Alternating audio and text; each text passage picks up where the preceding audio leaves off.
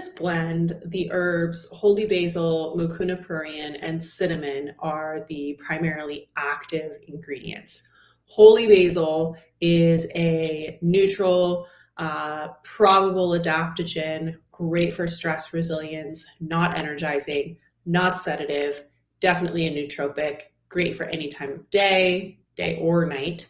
Mucuna pruriens is otherwise known as dopamine bean, and this is definitely the one that you're feeling. It is high in L-DOPA, which is a precursor to dopamine, which is a feel-good neurotransmitter that helps us to feel good and also be focused and in flow and that sort of thing. Cinnamon is beautiful for blood sugar balance, gut health, and digestion, and many other things like that. This is a great blend. If you're feeling like it's too strong, then you can check out any of the other options we have in our shop, or other herbs that call to you. Otherwise, it's totally fine to use on a semi-regular basis. But with mucuna, it's nice to take breaks and not do every single day.